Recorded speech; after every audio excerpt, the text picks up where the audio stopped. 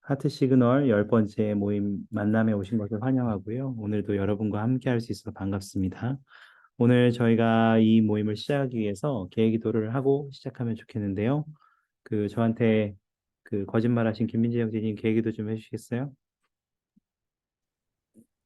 잘생긴 걸 잘생겼다고 했는데, 음, 네, 기도하겠습니다. 하나님 아버지, 오늘 저희가 이렇게 정규 교육원을 통해서 당신의 가르침과 원리를 배울 수 있는 이 시간에 감사합니다. 저희가 자립과 결혼에 대해서 그리고 저희 미래를 위해서 필요한 원리들과 계시들을 받을 수 있는 소중한 시간이 될 수 있게 해주시고, 이 시간 동안 개인적으로 저희 한 사람 한 사람이 받아야 될 영감들을 잘 인식하고 그것들을 제 삶에 잘 적용함으로써 어, 당신께서 원하시는 방향으로 항상 저희가 걸어갈 수 있게 도와주시길 간구드립니다. 항상 이렇게 봉사해 주시는 많은 형제 자매님들, 특별히 정혜상 형제님과 종교교육원에서 어, 저희를 위해 준비해 주시는 많은 형제님들을 축복하여 주시고 그들의 가족 또한 당신께서 항상 보살펴 주시길 간구합니다. 당신께서 주시는 축복과 사랑에 감사드리고 이 모든 것이 예수 그리스도의 이름으로 기도합니다. 아멘. 아멘. 감사합니다. 오늘은 10번째 시간이고요. 이제 저희가 4번의 시간만 더 남았습니다. 그래서 나머지 4번의 시간 중에는 저희가 두 번째 부부 초대석이 담겨 있고요. 또 여러 가지 활동들이 남아 있는데 도움이 되기를 여러분이 여러 가지로 데이트와 결혼과 관련된 많은 것들을 연습하는 데 도움이 되기를 바랍니다. 그 화면을 켜실 수 있는 분들은 다 화면을 켜주시고요. 음, 끝으로 갈수록 자꾸 화면을 끄고 계신데 화면을 잘 부탁드립니다. 네, 감사합니다, 신자매님. 오늘 저희가 나누고자 하는 것들은 영어가 보이신지 모르겠는데 whom to choose 이에요. 그래서 finding the eternal companion. 그래서 영원한 동반자를 찾음. 왜 영어로 썼냐? 한글로 쓰면 폰트가 안 예뻐서 부득이하게 영어로 썼습니다. 그런 저를 용서해 주십시오. 그래서 오늘은 어떻게 하면 누구랑 결혼해야 되는가, 어떻게 그 사람을 찾을 수 있는가에 대한 이야기를 좀 많이 나누려고 해요.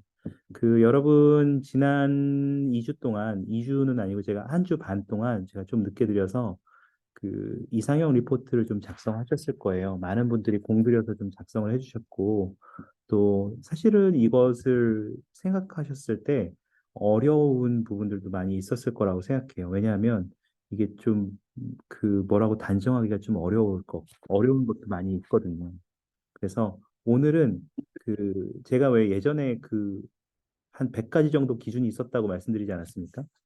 오늘 제가 한 30개 정도 공개할 예정에 있습니다. 그래서 제가 예전에 어떤 좀 기준들을 가지고 이상형을 바라보고 있었는지를 보시겠고, 저의 그러한 이상형이 어떠한 기준으로 좀 바뀌게 되었는지도 보시겠고, 또 그러는 와중에서 여러분이 주신 답변들과 또 여러분이 주님의 원리들을 살펴보시면서 내 기준이 어떠한 방향으로 나가야겠지라고 생각해 보실 수 있는 기회가 되셨으면 좋겠어요. 저는 요렇게 돼야 돼. 여러분의 이상형은 이렇게 돼야 돼요라고 말씀드리고 싶진 않고 그것이 한 번에 정할 수 있는 것이라고도 생각하진 않거든요. 그렇지만 다만 여러분이 내가 어떠한 사람과 결혼해야 하고 어떻게 선택하고 누구를 선택해야 되는지에 대한 생각을 해보시고 또 그것이 시작되는 좋은 기회가 되기를 바랍니다. 자,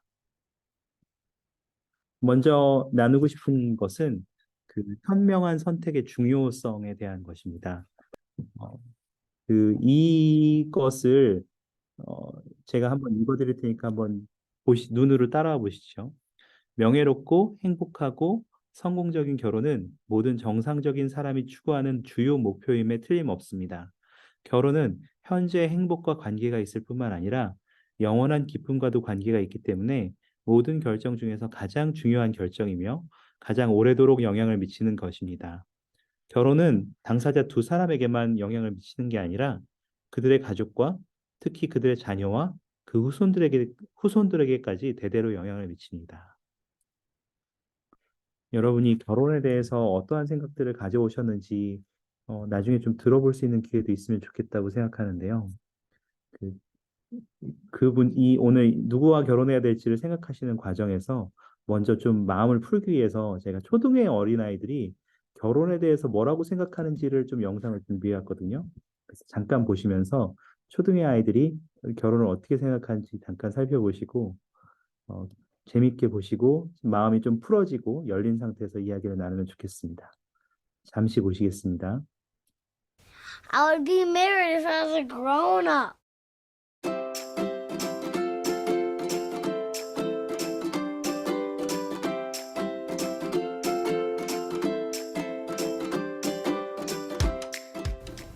A boy and a girl get in love, then they get married. Well, they kind of dance sometimes and have some little cake sometimes. So you have a family and you get to have a romantic dance together. Well, someone makes you sail together, and then when you sail together, you live at a house and you have kids. They have flowers and a pony. It takes us a really long time. By using their knockers.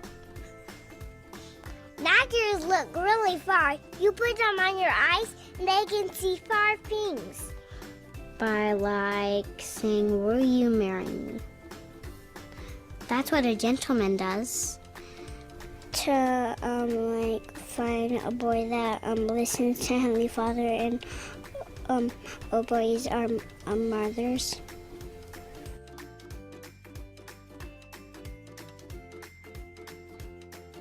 30 or 31 or 32 or 33. This long. Like 13, 17 or 14 or 34 or 35. That's how old my mom is. Because they have true love for each other. So they can live happy together with their children. So they can be healed as your family. Having fun. So that you could be with your family forever.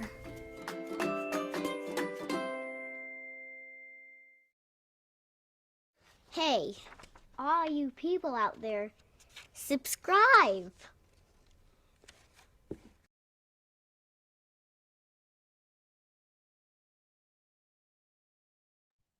영상 잘 보셨죠? 그 아이들이 그 초등의 아이인데도 불구하고 제법 좋은 얘기들도 많이 하고 또 초등의 아이들만 할 수 있는 재치 있는 답변들도 많이 볼 수 있었던 것 같습니다. 오늘 여러분의 이상형 리포트를 먼저 살펴보고 여러분만 공개하면 불공평하기 때문에 제 것도 같이 공개한다고 말씀을 드렸잖아요. 그래서 우리가 이 현명한 선택의 중요성, 단순히 우리의 삶뿐만이 아니라 우리의 후손들에게도 영향을 미치는 이 영원한 중요성을 생각하시면서 오늘 내가 어떠한 사람하고 결혼해야 되지? 누구를 선택해야 되지?를 생각해 보시는 좋은 기회가 되기를 바랍니다. 먼저 여러분의 답변들을 좀 가져왔거든요. 첫 번째 질문은 내가 매력을 느끼는 외모에 대해서 좀 적어달라고 말씀을 드렸는데, 그 형제님들이 대체적으로 할 말이 많다는 걸 제가 많이 느꼈습니다. 이따가 또 보시겠지만 자매님들은 굉장히 겹치는 부분도 많아서 이렇게 단순하게 좀 정리되는 것들이 좀 많았거든요. 근데 형제님들은 굉장히 많았어요. 한번 보시겠어요? 예를 들면 형제님들은 하얀 피부, 웃는 얼굴, 귀여운 것, 옷 잘 입는 거, 나보다 키가 작아야 된다.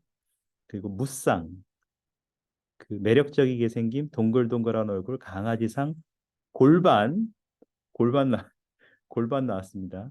그리고 예쁘고 큰 눈, 매력 있는 눈, 맑은 눈, 관리하는 균형 잡힌 몸, 똘망똘망한 눈과 너무 크지 않은 입, 눈 주변에 광대를 본대요. 그래서 눈이 순하고 밝게 빛나며 광대는 약간 통통하게 있는 게 귀여운 느낌. 되게 구체적이죠? 그리고 웃을 때 눈웃음 생기는 사람, 이런 것들이 좀 형제들이 원하는 자매의 모습이라고 하는데요. 이게 여러분 이게 그 뭐라고 하죠? 이거를 일반적인 설문조사로 보시면 안 됩니다. 이게 저희끼리 안에서만 본 거기 때문에 이런 의견들도 있구나라는 것들을 보시면 좋겠고, 자매들은 이렇게 공통적인 게 되게 많아서 좀 이렇게 많이 줄었는데, 눈이 예쁜 사람, 팔 근육 재밌었어요. 팔 근육. 그리고 웃을 때 매력 있는 사람, 그리고 하얀 사람이 있는데 아마 이렇게 좀 피부가 하얀 사람을 의미하는 거겠죠. 그리고 키가 커야 한다는데 여기는 기준이 명확해요. 170 이상이어야 된다. 170 키가 170 이상이어야 된다. 자, 170 이하인 분들 저 다들 깔창 플러스 자신의 유전자에 좀 큰 키가 있다는 것을 좀 잘 증명할 수 있는 증명서 같은 것 좀 떼보시기 바랍니다. 그리고 듬직한 느낌의 외모. 그러니까 이게 잘생겼다기보다는 자매님들이 이미지로 좀 많이 보는 것 같아요. 그리고 순하고 둥글둥글하게 생긴 인상, 피부가 멀끔한 사람, 이제 피부 관리도 좀 필요한 모양입니다. 그리고 눈이 부담스럽지 않은 사람인데, 그러게요. 의외로 어깨가 없죠. 무쌍이나 속쌍을 선호한대요. 제가 되게 이상하게 느끼는 거는 진짜로 무쌍이나 속쌍 이런 게 더 좋습니다. 형제 자매 둘 다 이제 외모 쪽으로 무쌍이었으면 좋겠다고. 근데 여러분들 지금 제 주변에만 봐도 저기 청소년들도 고3만 딱 지나가면 바로 다 쌍꺼풀 수술하는 친구들 많이 봤거든요, 제가. 근데도 무쌍, 속쌍이 좋은 건가요?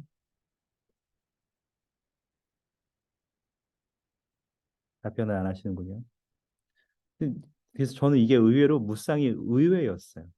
그리고 요즘에 나오는 아이돌이고 배우고 다 이렇게 쌍꺼풀 진하게 나오는데 차은우도 쌍꺼풀이 되게 진하잖아요. 그래서 좀 의외다 그런 생각들을 좀 했던 것 같습니다. 그리고 자매도 옷 스타일을 많이 본다. 이런 것들이 여러분의 기준에 좀 들어가 있었습니다. 이따 이걸 보시고 제 걸 보시면 아시겠지만 제 거에 비하면 여러분 거는 세 발의 피입니다. 그다음 잠깐 넘어가 보면 그다음 질문은 외모 외에 내가 매력을 느끼는 부분이 뭐냐? 그러니까 외모를 제외하고 뭐가 좋냐라고 했을 때 보고 계신데 벌써 이미 웃고 계시는 건 보고 계시군요. 장형제의 경우에는 웃는 얼굴, 친절함, 상냥한 말투, 자신의 분야에 대한 노력, 꿈에 대한 비전과 계획, 예수님을 사랑하고 복음과 선교 사업에 대한 열망이 있음, 그리고 자신만의 삶의 원칙을 가지고 있는 사람, 성격, 가치관, 영적인 생각, 그리고 헌신적인 모습, 당당함. 이게 저는 생각보다 형제가 자매에게 기대하는 건데 거의 저는 형제가 형제 찾는 느낌으로 봤어요. 뭐 이렇게 뭐 당당함, 헌신적임, 그 이런 똘망똘망 초롱초롱 빛나는 눈빛, 스스로와 상대에게 당당함과 솔직함 이런 모습이 되게 많았고 위기에 침착하게 대처하는 모습, 운동하는 몸, 화장이 옅더라도 예쁜 눈, 눈웃음, 빨간 볼, 조그만하면서 뛰어다니는 것과 저는 이게 뭘 의미하는지 조금 잘 모르겠는데 어쨌든 조금 이제 외모적으로 좀 아담한 체구를 좋아하시는 분인 것 같아요. 그리고 착하고 지적인 면모, 사소한 거 하나에도 감동하는 모습 및 행동, 숨김이나 꾸밈 없이 솔직할 때, 어른스러울 때, 칭찬하면 부끄러울 때, 이런 게 이제 외모 외적인 부분에서 매력을 느낀다라고 했는데 사실 이게 좀 외모 외라고 했는데 자꾸 이게 외모가 들어가려고 하는 것 같아서 제가 몇 개 뺐거든요. 자매님들은 형제한테 이런 걸 좀 기대하시는 것 같아요. 형제들 잘 보셔요. 대화를 할 줄 아는 사람. 의견이 다를 때 합의점을 찾으려고 하는 사람, 몸에 밴 배려, 이제 종업원한테 친절하거나 이럴 때, 외에 여러분 옛날에 김우빈 씨가 주차 대리운전이었나 주차 운전하는 사람이 열쇠 건너줄 때 이렇게 두 손으로 고개 푹 숙이면서 이렇게 90도로 인사하면서 봤던 모습 기억하시는지 모르겠는데 그게 한때 되게 이슈가 되셨어요. 이렇게 사람이 참 좋다 이렇게 이슈가 됐었거든요. 그리고 아기나 동물을 좋아할 때, 다정하고 배려 있는 모습, 함께 있을 때 재밌는 사람, 편안한 느낌을 주는 행동을 한다, 감사를 표현할 줄 안다, 무엇인가 해주면서 희생 아닌 사랑을 나눈다는 느낌으로 하는 것, 긍정적이고 순한 성격, 말투, 센스, 진실함, 이런 것들이 외모의 외적인 부분에서 좀 매력을 느낀다라고 좀 말씀을 해주셨고요. 그 다음에 이제 개성, 배경, 성품에 관한 얘기인데 요게 또 좀 제가 굉장히 당황스러운 것들이 몇 개 있었거든요. 자매님들은 생각보다 좀 여기도 단결력이 강했는지 몇 개 안 돼요. 이렇게 겹치는 게 너무 많았는데 형제님들은 보시면 다 읽지는 않겠지만 좀 재밌는 것들이 뭐가 있었냐면 그 대부분 생각보다 가족이 화목한 것을 중요하게 생각하시는 분들이 좀 많았던 것 같아요. 형제도 그렇고 자매도 그렇고. 그리고 그 회복 탄력성, 그 정서적인 회복 탄력성이 강한 사람도 좀 원하셨고, 또 신앙적으로 흔들릴 때 잡아줄 수 있는 사람이 형제라는 것이 되게 재밌었습니다. 그래서 나는 흔들릴 수 있으니 자매가 날 잡아줘야 된다라고 바라보는 관점도 참 재밌는 관점이었어요. 근데 사실 보면 어느 종교나 자매들이 더 열심히 하긴 하거든요. 형제들보다는 자매들이 더 강한 면모를 보이기 때문에 이해는 합니다. 그리고 남을 이용하지 않는 사람. 그리고 제가 조금 놀란 것 중에 하나는 귀한 선교사가 들어있어요, 조건에. 그래서 선교사 자매가 선교사를 다녀와야만 결혼할 수 있다. 이런 것들이 있었으면 좋겠다라고 이제 희망사항을 말씀하셨는데 그 자매는 선교사업이 필수가 아닙니다, 여러분. 자매는 그 봉사해주면 감사하고 권유하지만 자매는 그 만약에 결혼을 할 수 있는 기회가 있다 그러면 결혼이 더 우선시 하도록 그 지도자들은 권유하는 편입니다. 선지자들도 그렇게 말씀하신 적이 있고요. 그래서 귀한 선교사는 굉장히 저는 생각보다 놀랐지만 그 이해는 합니다. 왜냐하면 저희 어머니도 제 결혼 스토리 들으셨잖아요. 그때 제 자매에 대해서 어머니가 아무것도 모르셨는데 두 가지만 물어봤어요. 저희 어머니가 처음엔 첫 번째 질문은 성전에 자주 가느냐. 이게 첫 번째 질문이었고 두 번째 질문은 선교 사업을 했느냐. 이제 저희 어머니가 두 가지만 물어보셨거든요. 근데 다행히 이제 두 가지 다 해당되는 자매였기 때문에 저희 어머니는 그 다음에는 얼굴도 안 보고 그냥 결혼하라고 하셨어요. 어, 제가 좀 이해하기 어려운 게 두 가지인데 밑에 쪽에 보면 형제 쪽에 맨날 삐지는 귀여운 사람은 어떻게 그거를 좋아할 수 있는 건지 모르겠는데 맨날 삐지면 되게 힘들 것 같은데 맨날 삐지는 귀여운 사람이 있고 보노보노 같은 사람은 제가 이해를 못했어요. 이게 보노보노라는 캐릭터를 제가 모르는 건 아닌데 그렇게 둥글둥글하고 귀엽고 뭐 뽀로리야 뭐 이렇게 말하는 사람인 건지 귀엽게 말하는 사람인 건지 조금 모르겠지만 어쨌든 보노보노 같은 사람도 있었습니다. 그리고 밑에가 더 어려운데 합리적이고 결단력이 있지만 너무 오픈 마인드는 아닌 사람. 합리적이어야 되고 결단력도 있고 마음이 열려 있어야 되는데 너무 오픈 마인드는 아니어야 된다. 이것도 이거 너무 어려운 걸 요구하는구나라는 생각이 들었습니다. 그리고 그 밑에는 제가 이거 누가 썼는지 그 알고는 있고 여러분께 말씀드리고 싶은 마음이 되게 저기 한데 말하지는 않고 떨어지는 별이 예쁘다는 사람보다는 별이 떨어지는 순간에 함께 있을 수 있어서 감사하다는 사람 굉장히 시적이죠. 그리고 어머니로서 아이를 사랑하는 사람, 이게 형제들 쪽이었던 것 같습니다. 자매 쪽도 대부분 화목한 가정, 그리고 주어진 일에 책임을 다하는 사람, 경청하고 온유한 성격을 가진 사람, 웃긴 사람, 아이와 동물을 사랑하는 사람, 이런 정도의 자매님들이 오히려 좀 무난한 전형적인 측면들을 좀 보였던 것 같아요. 재밌습니까? 여러 분 쓰신 거예요. 근데 그 남들이 쓴 거를 뭐 쓴지 보면 재밌죠. 근데 이런 기준들을 한번 생각해 보시면서 나도 이런 기준을 생각했었는데 그냥 이게 웃고만 넘어가지 마시고 나도 이런 기준을 생각했었는데 이건 중요한가? 이런 생각들을 한 번씩 하시면 좋을 것 같습니다. 그다음에 이제 상대방의 목표하고 가치관은 어떻으면 좋겠느냐라고 했을 때 요게 좀 생각보다 재밌는 것들이 몇 가지 있었는데 예를 들면 그 한국에서 선교 사업을 하겠다는 목표를 가진 사람이 저는 조금 이해가 하기가 조금 어렵긴 했거든요. 그 해외에서 선교 사업을 하면 별로인가? 아니면 한국에서 선교 사업을 하는 것을 더 선호한다는 건지는 제가 정확히 모르겠지만 이 부분도 참 독특한 부분이었고 그 형제들은 항상 모든 항목에 자기 관리를 하는 사람을 되게 요구하는 것 같아요. 그러니까 어떤 의미에서는 그 집에 퇴근했을 때 아내가 소파에서 화장도 안 하고 집에 있기를 바라지는 않는 건가 하는 생각도 들었고 또 어떤 의미일까는 생각이 들었지만 어쨌든 자기 관리는 좋은 거니까 좋습니다. 그리고 글자 잘 보이세요? 괜찮아요? 괜찮습니까? 그래서 또 좋았던 것 중에 하나는 세상에 그 무엇 하나 당연한 것은 없다는 것을 알고 살아가는 사람.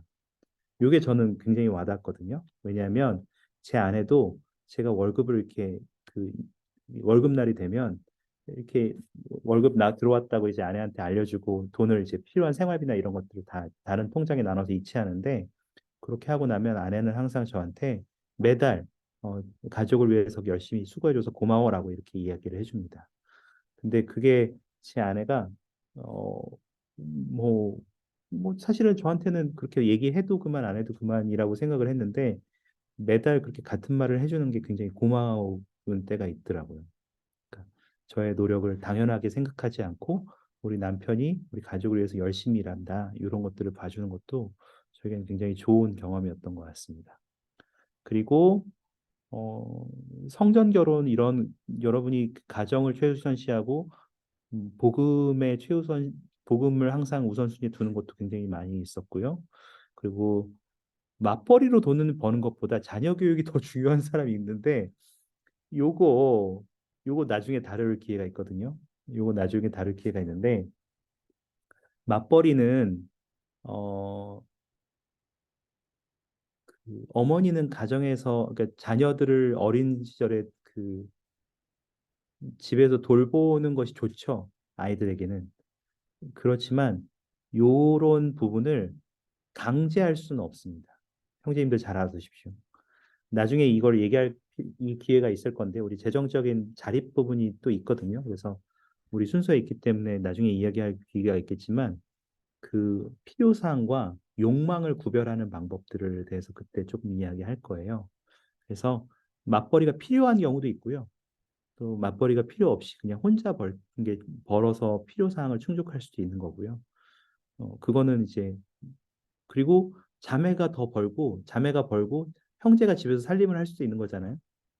그래서 그런 것들도 여러 형태들을 고려해야 하기 때문에 이제 맞벌이로 돈을 버는 것보다 자녀 교육이 더 중요한 사람은 꼭 일하지 말고 집에서 애를 봐야 된다라고 생각하기보다는 저는 요걸 쓰셨을 때 어쨌든 그것이 필요하더라도 자녀 교육을 우선순위에 두는 사람 정도로 제가 이해를 했습니다. 그래서 이것도 좋은 생각인 것 같아요.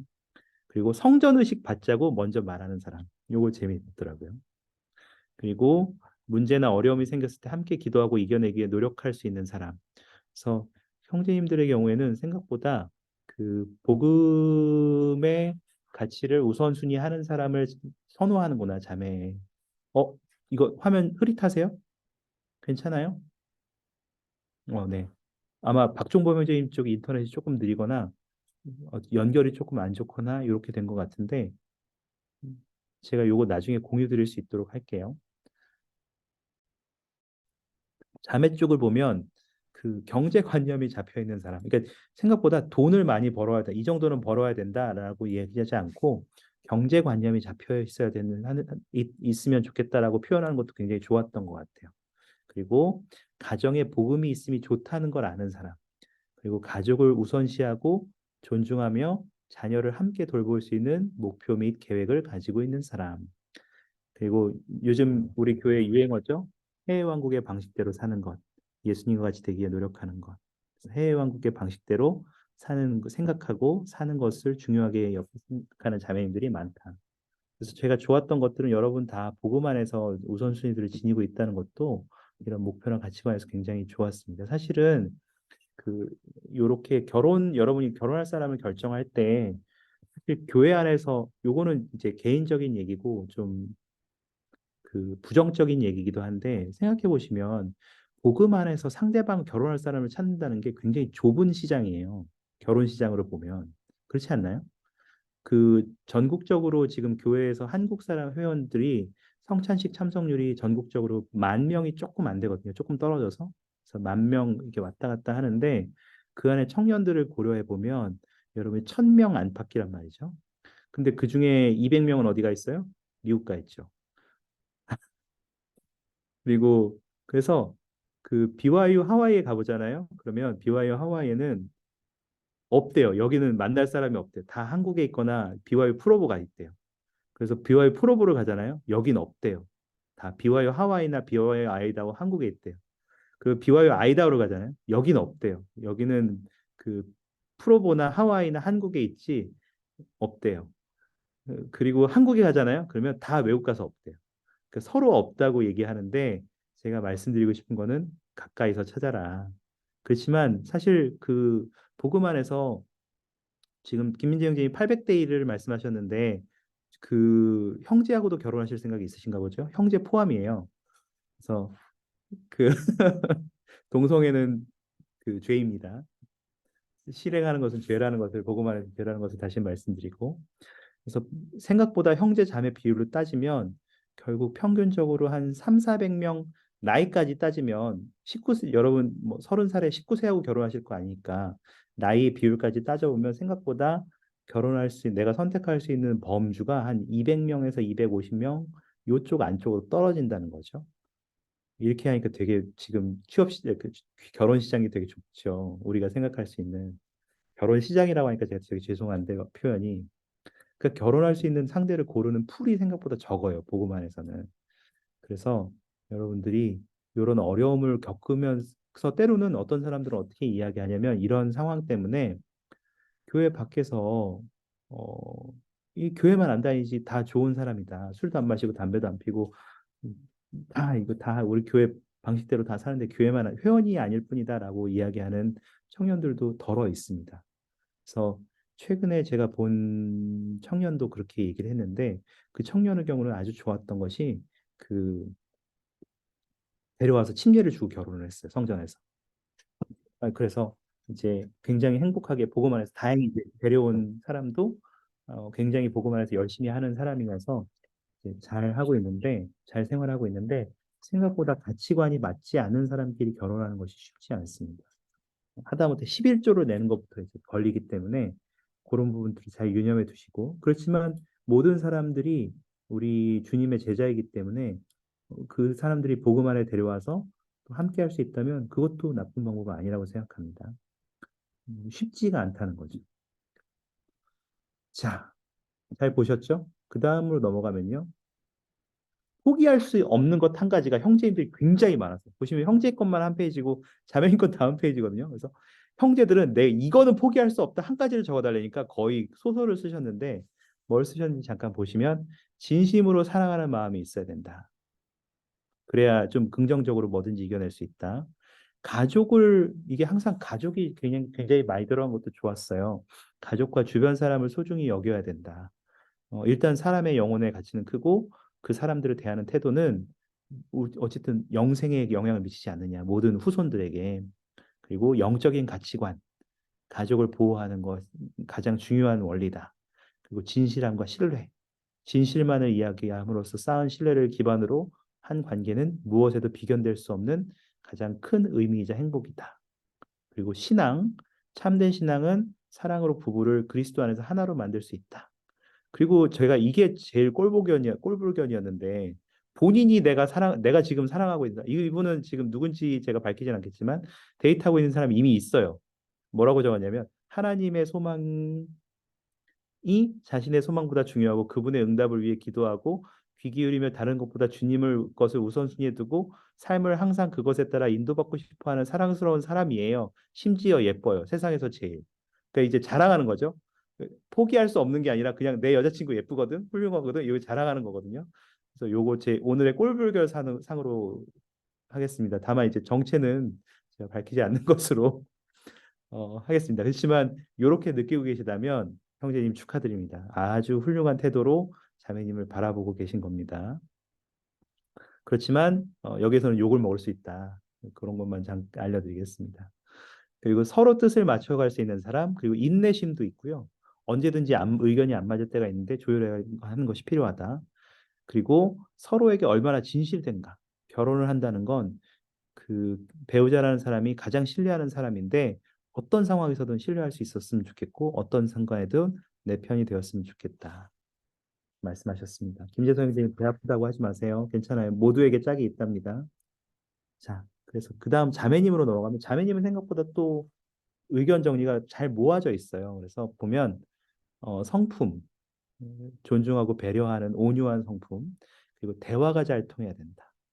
갈등이나 의견 조율이 필요한 상황일 때 상대방과의 대화를 피하지 않고 잘 듣고 입장을 이해하고 내 것만 옳다고 하지 않고 잘 맞춰 나갈 수 있으면 좋겠다. 그리고 제가 이걸 보면서 교회 회원인가 물론 비회원과 결혼하고도 행복한 사람이 있지만 나는 배우자와 교회 안에서 함께 행복한 가정을 이루고 싶다. 라고 말씀해 주셔서 너무 감사했는데 형제는 한 명만 신앙이었어요. 그래서 형제님들 분발하셔야 된다. 이런 얘기들을 하고 싶었습니다. 그래서 지금까지 여러분들이 조금 개인적으로 답변해 주신 것들을 좀 같이 봤어요. 보시면서 어떤 기분들이 드셨는지 모르겠는데 이거를 절대적인 기준으로 요게 맞네 이렇게 보시기보다는 아, 우리 반에 있는 지금 우리 시그널 하우스에서 같이 함께하는 사람들은 이러한 것들을 좀 자세히 보는구나. 이성이 이러한 것들을 공통적으로 좀 보고 있구나라는 것들을 생각하시는 기회로만 삼으시면 좋겠습니다. 어, 그래서 이제 스포일러 할 뻔했는데 이제 제 걸 보실 때가 됐거든요. 여러분 건 제가 약과라고 말씀드렸잖아요. 그래서 정혜상 형제가 20대 때 이 선교 사업을 귀환할 때 하고 나서 한 2, 3년 전까지 한 27살까지 도대체 어떤 기준을 살고 살았는가? 왜 그는 그때까지 결혼을 하지 못했는가를 잠깐 보시겠습니다. 보시면서 여러분이 생각했던 것들하고 좀 비교도 해보시고요. 나도 저런 기준을 가져야겠다. 이런 느낌으로 제가 공유하는 건 아니거든요. 일단 이렇게 하면 음, 쉽지 않다. 이런 느낌으로 공유하는 거니까 일단 잠깐 제 거를 좀 보시겠습니다. 제가 그 몇 개 안 들고 와서 보면 한 20개, 25개, 30개 정도만 제가 일단 적었는데 한 100개 됐었어요, 진짜로. 보면 저도 이 선교 사업에 다녀와야 된다. 요거 있죠? 발 뒤꿈치, 팔꿈치, 귀 안쪽이 깨끗해야 된다. 그리고 집을 정돈하고 살아야 된다. 교회에서 기꺼이 봉사하며 때론 그것이 희생을 요구하더라도 거절하지 않고 한다. 요리를 수준급으로 해야 된다. 긴 생머리가 있어야 된다. 살은 찌지 않은 적당한 몸매여야 된다. 키는 165에서 170 사이면 좋겠다. 안경을 쓰지 않아야 된다. 성품은 부드럽고 차분해야 되고 피아노를 칠 줄 알아야 되고 주변에 이상한 친구들이 없어야 되고 내 말에 귀를 기울이고 인내하고 긍정적이고 쉽게 좌절하지 않고 전국적으로 이거는 왜 그런지 모르겠는데 전국적으로 유명하지 않아야 된다. 하지만 한 번 보면 모두 인정할 수 있어야 된다. 요게 기준에 있었어요.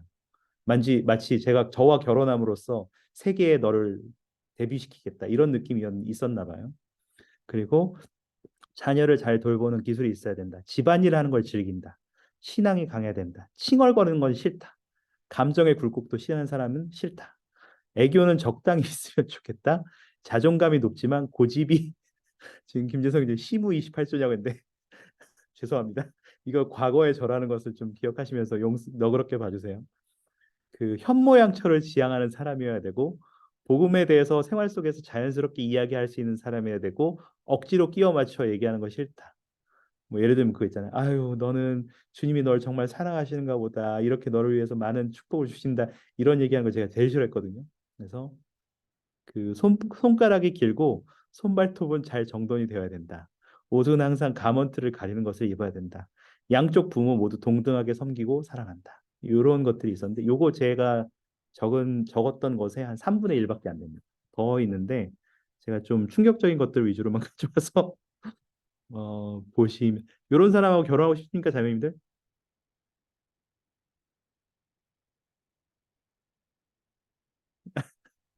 다들 표정이 별로 안 좋습니다. 근데 요게 이제 커트라인 너무 높다. 감사합니다.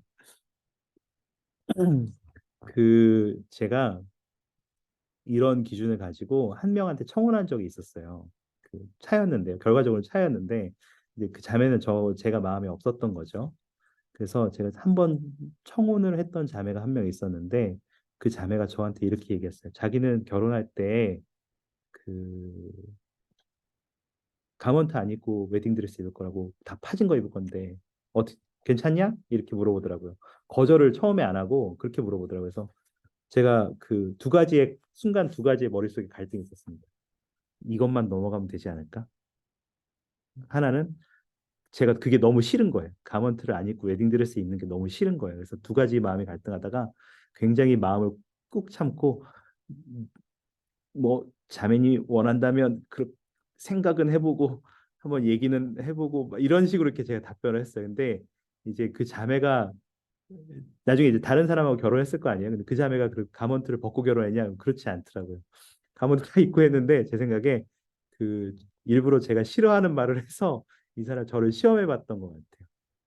지금 생각해 보면 요런 기준이 있었습니다. 근데 제가 요런 기준들이 있었는데 어떻게 바뀌었는지를 제가 잠깐 보여드릴 거거든요.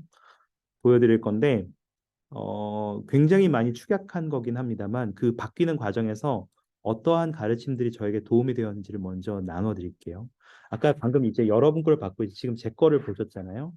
비포를 보셨는데 제 애프터를 보시는 변하는 과정을 잠깐 살펴보시면서 여러분의 애프터는 지금 아까 여러분들이 나눈 것들이 있으시잖아요.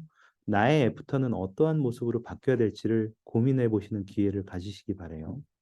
자, 선지자들의 권고를 몇 가지 같이 살펴보겠습니다. 이것들이 저의 기준을 바꾸는데 도움이 되었었습니다. 저 혼자 읽기 힘드니까 좀 몇 분께 부탁을 드릴 텐데 구교준 형제님 한번 읽어주실래요? 벤슨 회장님 말씀. 네. 형제 여러분, 반려자를 선택하는 데 있어서 완전을 기대하지 마십시오. 너무 일하고 까다롭게 되어 여성의 가장 중요한 자질인 강한 간증을 갖는 것과 의 원리대로 생활하는 것과 가정을 사랑하는 것과 남편이 신권 책임을 때 남편을 지지하는 그런 자질을 간과하지 않도록 하십시오.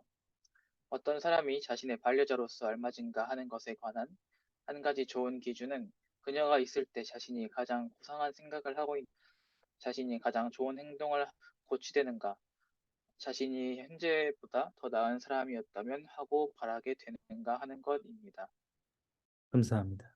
아이린 회장님이 자매님에게 청혼하실 때 얘기 기억나시나요? 저희 그 힐링 회복회에서 나눴던 결혼 스토리. 자매님을 봤을 때 저 사람이야말로 최고의 내가 나가 될 수 있도록 도와줄 수 있는 사람이구나라고 느끼셨다고 아이린 회장님이 말씀하셨었거든요. 근데 이거 저죠? 너무 유별나고 까다롭게 돼요. 여성의 중요한 자질인 강한 간정을 갖는 것과 이런 것들을 간과하지 않도록 하라. 저는 간과하지는 않았다고 생각했거든요. 근데 너무 유별나고 까다롭게 되어서 잊지 않았다는 걸 알고 있었지만 오히려 뒤에 부분을 더 그냥 동등한 조건을 놨던 것 같아요. 한 가지 더 보세요. 이건 자매님들을 위한 것인데요. 자매님 한 분이 읽어주시면 좋겠는데 그 박채원 자매님 혹시 읽어주실 수 있을까요? 네. 시온의 딸들이 젊은이들로부터 결혼하자는 요청을 받게 되면 이 사람은 멋진 벽돌집을 갖고 있는가, 멋진 한 쌍의 말과 마차를 갖고 있는가라는 질문을 하기보다는 이 사람은 하나님의 사람인가, 그는 후기 성도인가, 기도를 드리는가, 하나님의 왕국을 건설하는데 자격을 갖추게 하는 영을 지니고 있는가라는 질문을 해야 합니다.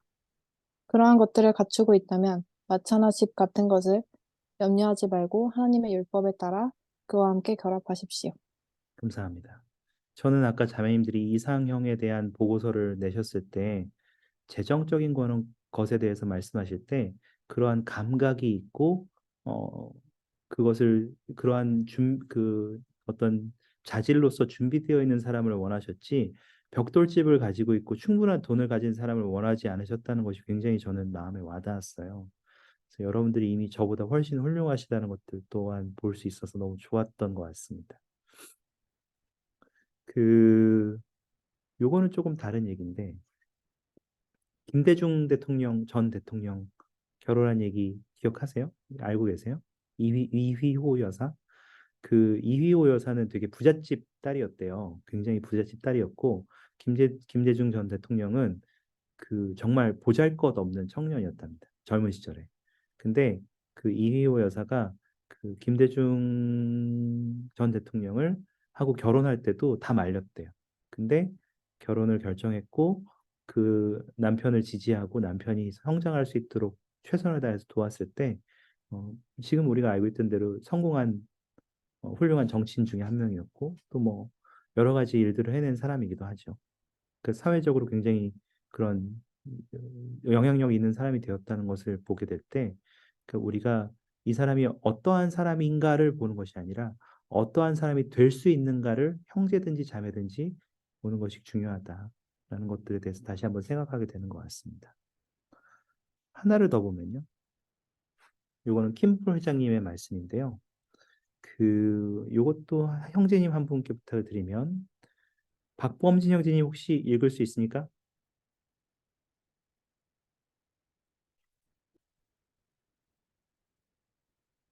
마이크 못 쓰시나요?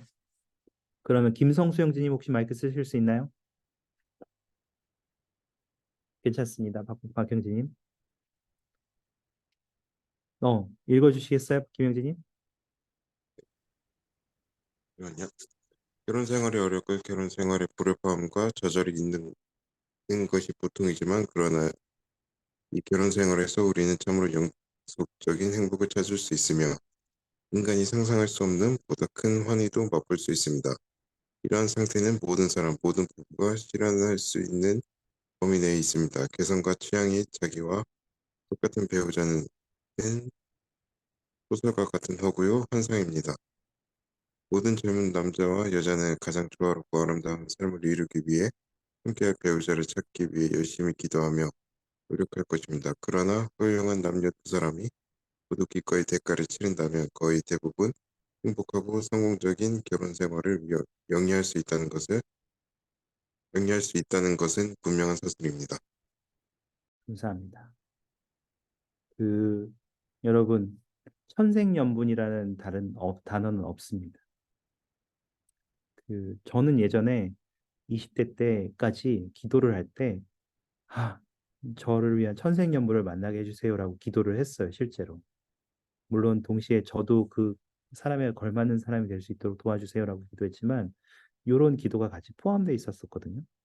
근데 저도 나중에 굉장히 늦게 알게 되었는데, 천생연분이라는 것은 없습니다, 사실은. 모든 사람은 다 다르고, 우리에게 딱 맞는 그런 사람이 있는 것이 아니라, 우리가 기꺼이 서로 대가를 치르고, 어, 서로에게 양보하고, 서로를 존중하며 살아가게 될 때, 우리는 대부분 행복하고 성공적인 결혼 생활을 영위할 수 있습니다. 제 아내하고 제가 처음 결혼할 때 저희는 한 몇 년 정도 이미 알아왔던 관계이기 때문에 우리는 결코 싸우지 않을 거야라고 생각하면서 결혼했거든요. 2년 동안 겁나게 싸웠습니다. 정말 많이 싸웠고, 이게 맞나 싶을 정도로 신혼생활 동안 많이 싸웠어요. 그 과정에서 그 과정이 저희에게는 그냥 단순히 싸우고 기분이 안 좋았던 시기가 아니라, 어, 내가 아내를 위해서 어떠한 대가를 기꺼이 치러야 될까? 남편을 위해서 어떠한 대가를 기꺼이 치러야 될까를 서로 배우는 기간이었고, 그 기간을 통해서 점점 더 저희는 서로를 맞춰가고, 어, 점점 더 하나가 되는 경험을 하는 시기였던 것 같습니다. 그래서 이러한 경험들이 저희가 천생연분은 아닐지라도 서로를 이미 잘 알고 있고 서로에게 이미 다 잘 맞을 수 있다고 생각했지만 그것은 또 완전히 다른 문제였고 우리에게도 모든 사람에게는 그러한 대가를 치르고 서로가 양보하고 희생하고 맞춰가는 경험이 필요하다는 것도 이해할 필요가 있는 것 같습니다. 마지막인데요. 천생연분에 관한 한 가지 더 얘기인데 요건 자매님이 한번 읽으시면 좋겠는데 양한슬 자매님 혹시 읽어주실 수 있으세요? 네. 음, 그러나 우리가 전세에서 부모와 인생의 동반자를 선택할 수 있는 특권이 있었다는 사실을 경전적으로 입증해주는 내용은 없습니다. 이러한 믿음은 일부 사람들에 의해 주장되었으며 어떤 경우에 그것이 사실이라는 가능성이 있기는 하지만 모든 사람이 혹은 많은 사람들이 믿기에는 상당한 상상력을 요하는 일입니다. 가장 가능성이 있는 것은 그러한 권능을 갖고 있는 사람들이 우리를 보내기로 결정한 곳에서 우리가 왔다는 것입니다. 우리의 선택 의지는 부모와 후손을 선택하는 데까지 행사되지는 않았을지도 모릅니다. 감사합니다. 그래서 때때로 우리가 잘못 오해하고 있는 것 중에 하나가 우리가 부모를 선택해서 왔다. 자녀를 선택했다. 혹은 나중에 나와 다시 만나줘. 결혼해줘. 이렇게 전세에서 혹시 그런 천생연분처럼 약속을 하고 내려왔다. 이런 얘기들이 있지만 그런 것들은 교리상으로 맞지는 않습니다. 그래서 그런 부분에는 우리의 선택 의지가 행사되지 않았다는 것도 나누고 싶었습니다. 자, 그렇게 되었을 때 이런 과정을 거쳐서 제 애프터는 이렇게 됐습니다. 제 기준이 이렇게, 요거는 되게 지금 제가 예쁘게 쓴 건데요. 사실 그때는 이렇게 정리하지는 못했고, 어, 그런 모든 과정을 거치고 이러한 진리들을 알게 되었을 때, 그리고 실제로 제가 2달 동안 그 뒤로 결혼을 결정하기 전에 2달 동안 그 기도를 하면서 제가 가지고 있는 영원하지 않은 이 기준에 맞지 않는 저의 기준들 100가지 중에 몇 가지 많은 것들을 지워가기 시작했을 때 제 머릿속에 떠오른 어, 사람이 지금의 제 아내였어요. 사실 저는 2명 정도를 저울질하고 있었는데 그 제 아내하고 다른 사람이었는데 결과적으로 이 기준에 따라서 제가 결정한 것은 제 아내였습니다. 그리고 결혼을 하자고 여러분이 아시는 것처럼 사귀자 데이트하자고 했더니 제가 데이트하기 싫고 결혼하자고 제 아내에게 말을 했던 과정으로 이어졌습니다. 요게 왜 중요하냐라는 것들을 먼저 나누고 저희가 영상을 하나 보실 거예요. 그 여러분 그 예전에 제가 나눠드렸던 First Commandment First라는 말씀 혹시 보셨나요?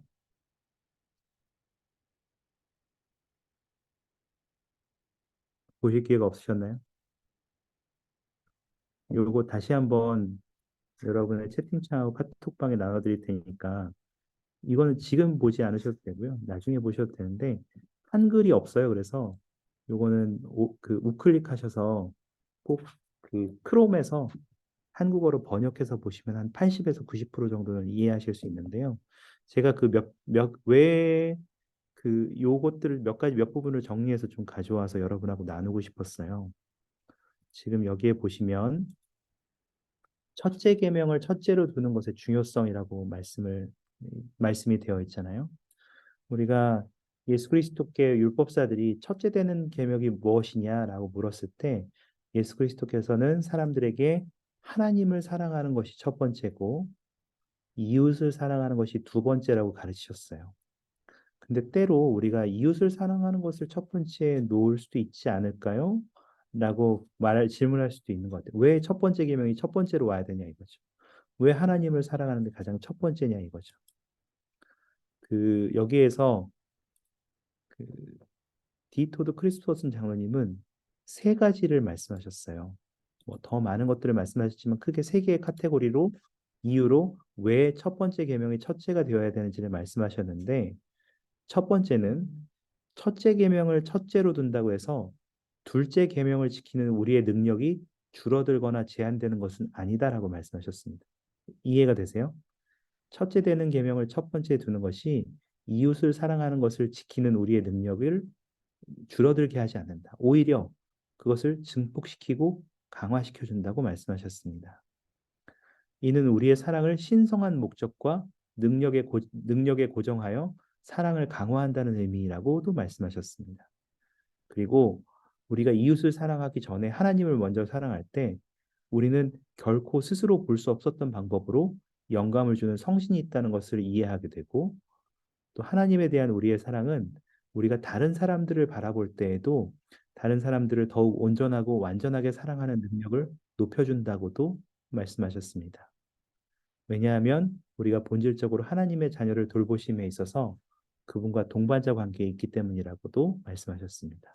두 번째 이유는 첫 번째 계명을 무시하거나 첫 번째 계명과 두 번째 계명의 순서를 바꾸면 삶의 균형을 잃고 행복과 진리의 길에서 파괴적으로 일탈할 위험이 있다고 말씀하셨습니다.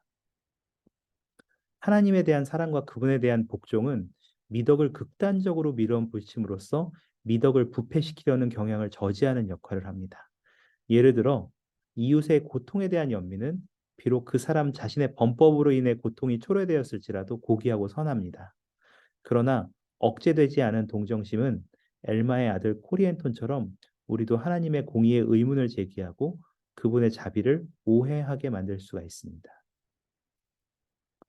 여러분 생각해 보시면 이웃을 사랑하는 것에 집중을 한 나머지 하나님을 사랑하는 계명을 뒤로 하게 되면 어떤 일들이 벌어질 수 있냐면요. 예를 들면 우리는 다른 사람을 도와주겠다는 마음이 너무 앞서서 주님의 계명을 어기고 그릇된 길로 갈 수도 있겠죠. 다른 사람들을 더 사랑해야 됐다는 계명을 중시한 나머지 우리의 가족들을 소홀하게 되는 일을 하게 될 수도 있을 것 같습니다. 예를 들자면 제가 이제 제 오늘 고해성사도 아닌데 이상한 얘기 많이 하네요. 제가 갓 스테이크 청남회장으로 봉사하게 되었고 제 아들이 이제 태어난 지 얼마 안 됐을 때 일이었는데 제가 주말마다 집에 없었어요. 매번 이렇게 다른 와드 집으로 가서 청소년들하고 시간을 보내거나 청소년대를 준비하거나 여러 다른 부름을 수행하는 것에 있어서 너무 열심히 하려고 한 나머지 주말에 집에 없는 거예요. 근데 주중에도 제가 회사에 가니까 집에 없잖아요. 회계팀이어서 굉장히 늦게 왔거든요, 집에도. 맨날 이렇게 결산하고 이렇게 한다고. 그랬을 때 제 아내가 저한테 뭐라고 했냐면, 여보, 아이와 나를 위해서 시간을 좀 내줄 수 있어? 이렇게 물었습니다. 근데 제가 어떤 생각을 했냐면, 이웃, 그러니까 사람들을 위해서 교회 부름을 수행하는 건데, 왜 이게 문제가 되지? 라고 생각을 했어요. 제 아내가 그렇게 얘기했을 때. 그래서 제가 아내한테 뭐라고 했냐면, 아니, 남편이 지금 청남회장 하는 거 가지고 벌써 힘들어하면 어떡해.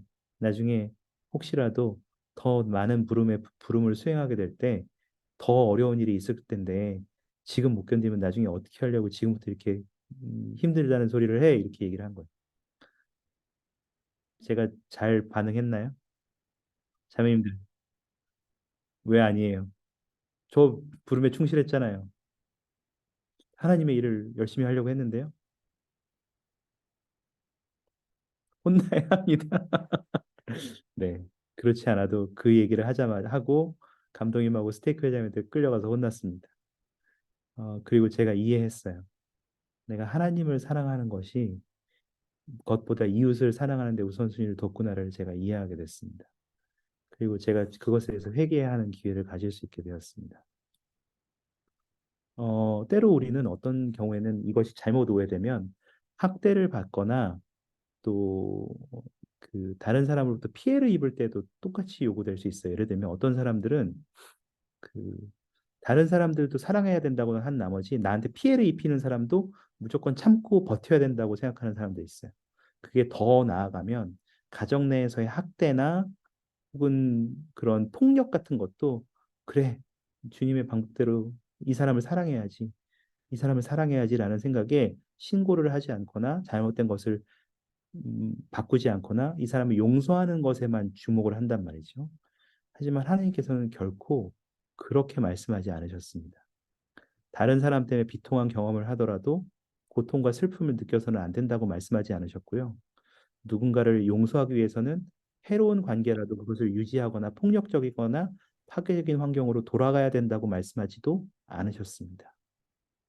우리가 첫 번째 계명, 하나님을 사랑하라는 첫 번째 계명을 우선순위에 둘 때 우리는 이러한 상황에서 기꺼이 폭력을 멀리할 것이고 잘못한 것들을 바로잡으려고 할 것이고 그 사람을 싫어해서가 아니라 이 사람을 사랑하기 때문에 이 사람이 잘못한 것들을 바로잡기 위해 법적인 조치들을 취하도록 노력할 거예요. 이러한 것들이 두 번째 이유였습니다. 세 번째는 하나님의 진리에 근거하지 않은 사랑을 시도하면 우리가 도우려는 사람에게 해를 끼칠 위험이 있기 때문에 첫째 계명이 첫 번째가 되어야 합니다. 네, 하셨어요. 그, 그 넬슨 회장님이 예전에 2019년 BYU에서 말씀하신 것이 있는데 이렇게 말씀하셨거든요. 하나님 아버지와 아들께서는 우리를 무한하고 완벽한 사랑으로 사랑하시기에 그리고 그분들이 보는 모든 것을 우리가 볼 수 없다는 것을 아심으로 우리를 인도하고 보호할 율법을 우리에게 주셨습니다. 우리가 하나님을 사랑할 때 우리가 하나님이 알려주신 그분의 테두리 안에서 이웃을 온전하게 사랑하는 방법들을 배울 수 있고 모든 것들을 우리의 시각이 아니라 주님의 시야로서 행하려는 노력을 기울일 수 있기 때문에 첫 번째 되는 계명이 첫째 되는 것이 굉장히 중요합니다. 어, 그럼 이제 여러분이 질문을 할 만하죠. 도대체 그게 결혼 상대를 찾는 것과 무슨 연관이 있습니까? 혹시 여기까지 이야기 나눴을 때 나누고 싶은 생각이 혹시 있으십니까?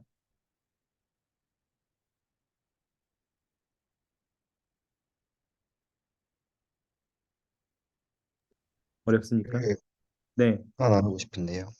네, 데이트를 하거나 주위에 데이트하는 사람들을 보면 계명을 지키는 것에서 좀 문제가 되는 이성 친구에 대한 이야기를 나눈 적이 조금 있었던 것 같아요.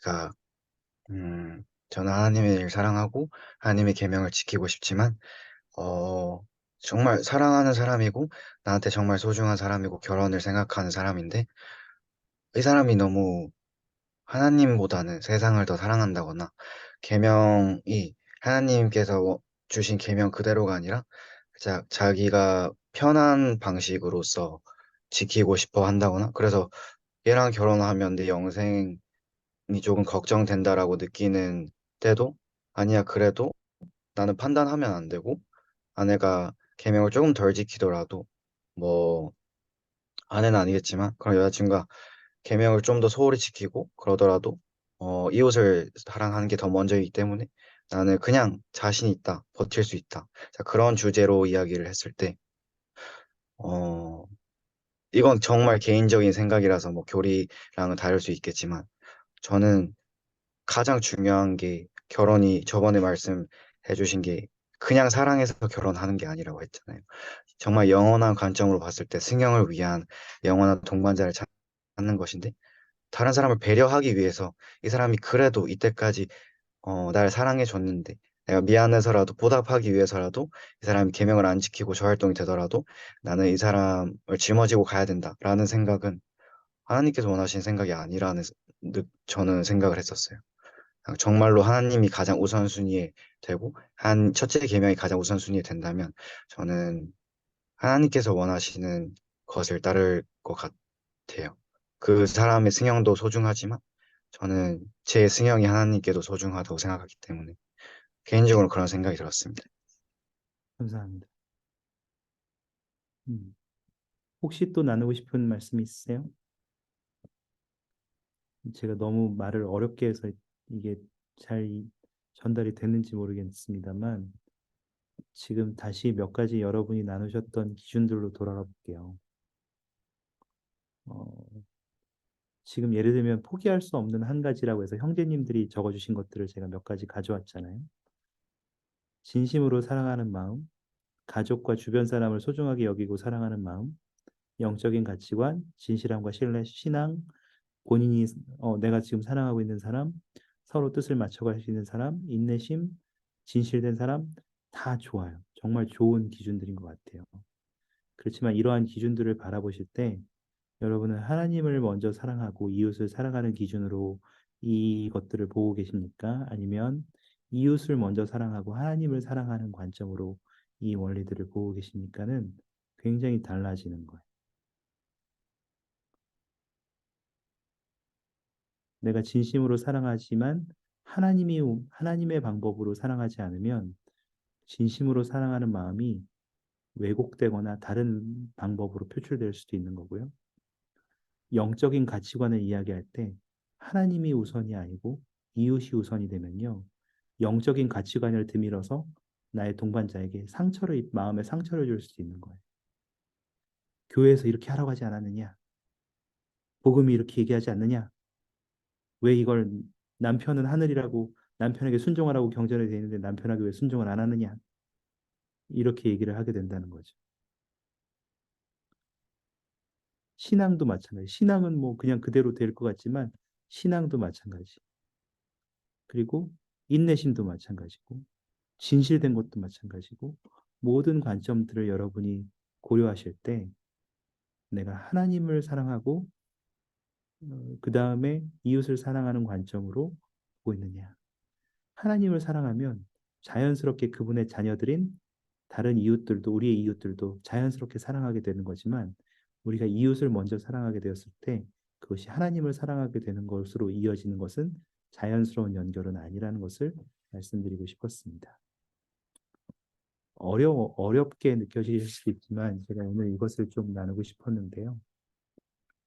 실제로 그러면 이제 기준에 대해서는 요렇게 이야기를 드리고 싶었어요. 그래서 요 기준을 이해하셨을 때 아까 지금 저의 기준이 이렇게 몇십 가지에서 두 가지로 줄었다는 것을 보셨죠? 그리고 제 기준이 이렇게 줄게 되었을 때 저는 제 자매랑 결혼할 수 있게 됐어요. 여러분의 기준은 어때야 되나요? 라고 하면 저는 그것을 답을 드릴 수가 없어요. 그리고 여러분이 당장 그 답을 가지고 있지 않을 수도 있다고 생각합니다. 그렇지만 적어도 여러분이 나눠주셨던 여러분의 이상형 리포트를 다시 한번 검토해 보시고 혹은 그것을 아직 여기서 제출하지 않으셨거나 고민하고만 계셨다면 다시 한번 여러분이 내가 어떠한 사람과 결혼해야 될까라고 고민을 하실 때 이러한 기준을 가지고 다시 한번 정리해 보시면 여러분 마음속에 저처럼 떠오르는 사람이 있을 수도 있고요. 또 그러한 사람을 찾는 것이 조금 더 쉬워질 수도 있다고 말씀드리고 싶었습니다. 그래서 사실은 시간이 되면 오늘 그 개인적으로 그러한 것들을 그룹으로서 좀 적어보는 시간도 가지고 싶었는데요. 일단 제가 한 가지를 더 나누고 혹시 된다면 그 시간을 조금 가지죠. 일단 기준은 여기까지는 이렇게 제가 잘 설명드리고 있습니까? 우리가 어떠한 기준으로 사람을 골라야 되는가라는 것을 이야기했고 두 번째로 나누고 싶은 것은 그럼 어떻게 찾아야 되는가요? 어떻게 찾아야 되는가? 어떻게 찾아야 되냐? 그 방법론적인 것을 얘기하고 싶은데요. 제가 이 영상을 하나 공유드리고 싶은데 잠깐 보실 텐데요. 길어요. 한 10분짜리 정도 되는 영상인데 보실 만한 가치가 있고 제 수업에 들어오셨다면 보신 분들도 있을 거라고 생각합니다만 벨라 장로님 얼굴이 보이는 게 되게 짠하네요. 제가 그렇지만 하여튼 보시기 바랍니다. 보시면서 내가 결혼하기 위해서는 사람을 어떠한 방법으로 찾아야 될까를 생각해 보시는 기회가 되시길 바랍니다. 이따가 좀 몇 분의 이야기를 들을 수 있으면 좋겠습니다. 잠시 보시겠습니다. Okay, I think we've got another question coming in from Mexico right now. Hola, ¿hay alguien en México que quiere hacerse una pregunta a Drox? Gracias, amigo. Adelante. Así es, soy Carlos y mi pregunta es la siguiente. Algunas veces algunas personas piden una experiencia espiritual en el momento de elegir a su compañera eterna y otros no la hacen. ¿Cuál es su opinión respecto a eso? Okay, that was a great question, I think, for all single young adults. His question was, he's heard that some people have had spiritual impressions and have prayed about who their eternal companion should be, and then some people have just found an eternal companion. So what would you recommend for young single adults that are trying to figure out what to do? Should I take a shot? Go ahead. Well, I'll tell you, you young men and you young women, put your cell phones away, put all this technology away, and learn to talk to each other, face to face, eye to eye. My goodness, that's the way this happened. You've got yourselves in cocoons. You're not being normal people. Because you've got all this technology that's taking you here and there. Now I'll tell you just real quickly that when I came home from my mission, I went to a University of Utah. I'm sorry about that.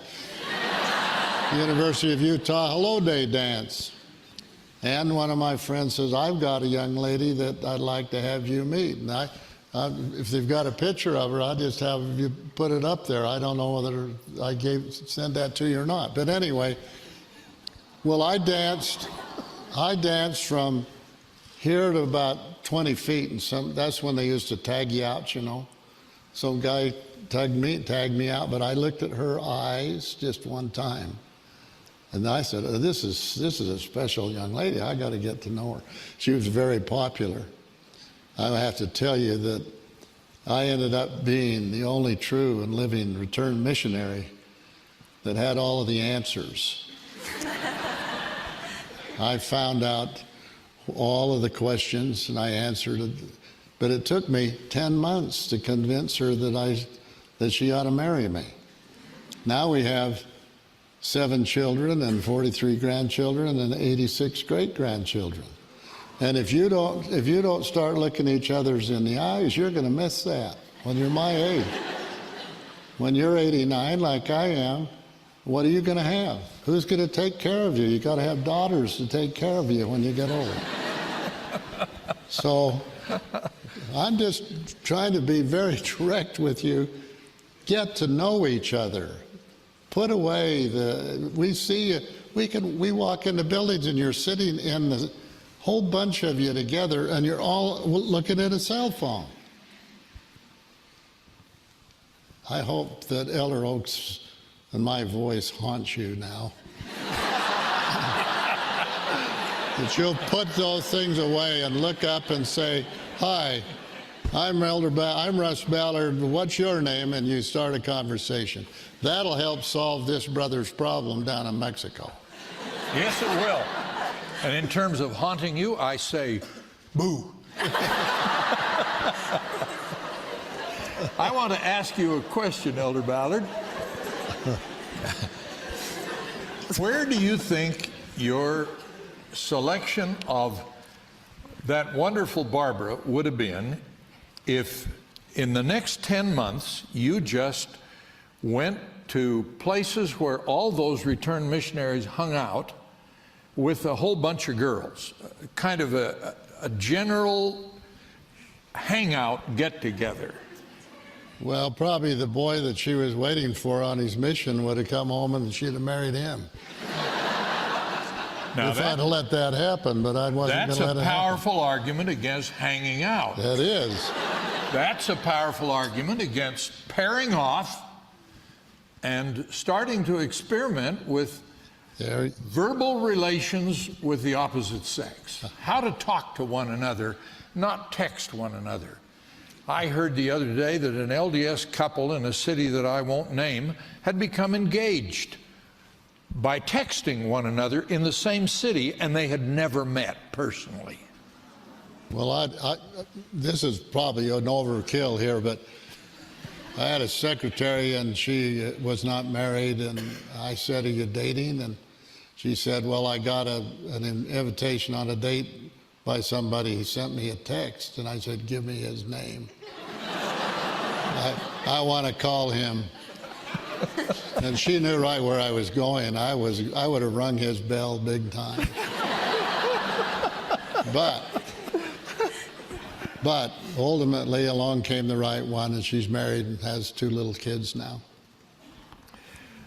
Elder Ballard, I knew this question about marriage and how do you know when you found the right one and so on. I knew it would come up, so I did a little research, because I remembered hearing a talk when I was president of BYU in 1973. That's a lot of years ago. They were all in the spirit world. That's right. And so were their parents. But in 1973, a well-loved apostle, a great authority on church doctrine named Elder Bruce R. McConkie, came and gave a talk at BYU in choosing a marriage partner. And I went back and looked up that talk, and I want to read you some of his words on that subject. First, so I don't take too much time, I'll paraphrase. He started off saying that being married to the right person in the right place is the most important thing we can do in mortality, and of course it is. And then he said, part of the challenge we have in mortality is to learn to hear and heed the impressions of the Spirit of the Lord, but also to learn how to exercise our agency. Things that we do ourselves on the basis of our judgment and learning. And he said, finding the right balance between agency and inspiration is part of the lesson we're to learn here in mortality. Now, that was leading up to what I'll read you from his words. He said, and I'm quoting here from Elder Bruce R. McConkie. It's a BYU devotional. I misread I said 73. It was 1974, if anybody's going to go back and research this. And the title is Agency or Inspiration, Which? And he applied that to choosing a marriage partner. Here's what he said. We're faced with two propositions. One is that we ought to be guided by the spirit of inspiration, the spirit of revelation. The other is that we're here under a heavenly direction to use our agency to determine what we ought to do on our own. And we need to strike a fine balance between these two if we're going to pursue a course that will give us joy and satisfaction and peace in this life and lead to eternal reward in our Heavenly Father's kingdom. How do you choose a wife? He continued. I've heard a lot of people from Brigham Young University and elsewhere say, I've got to get a feeling of inspiration. I've got to get some revelation. I've got to fast and pray and get the Lord to manifest to me whom I should marry. I might just say, I've heard that again and again and again, that same thing. Listen to what he said at that point. Well, maybe it'll be a little shock to you, but never in my life did I ever ask the Lord whom I ought to marry. It never occurred to me to ask him. I went out and found the girl I wanted. She suited me. I evaluated and weighed the proposition, and it just seemed 100% to me as though this ought to be. Now, if I'd done things perfectly, I'd have done some counseling with the Lord, which I didn't do. But all I did was pray to the Lord and ask for some guidance and direction in connection with the decision I had reached. That sounds like Oliver Cowdery's counsel, doesn't it? From the Doctrine and Covenants. Not waiting around till the Lord reveals who you should marry or until you get too old to marry. Some seem to be reaching for that. Some men seem to be reaching for that goal. I go back to Brother McConkey's words. A more perfect thing to have done would have been to counsel with him relative to the decision and get a spiritual confirmation that the conclusion, which I, by my agency and faculties, had arrived at, was the right one. Well, it may be a great surprise to some of you that a highly respected apostle said he didn't wait around for the Lord to inspire to him who he ought to marry.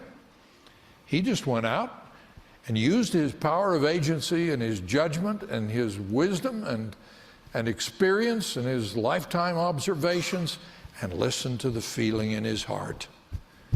And that, some may think that's extreme. I don't. Well, I hope the next time we come into your Institute of Religion, you're all sitting together talking face to face. And not waiting around, men. Not waiting around. I think we've probably got this message through, haven't we? We've done our best. I think it's crystal clear. Yes, that was great advice.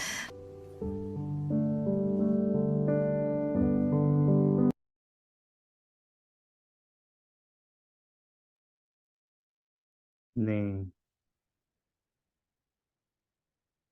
영상을 보셨는데요. 혹시 보시면서 여러분이 좀 나누고 싶은 생각이 있으세요?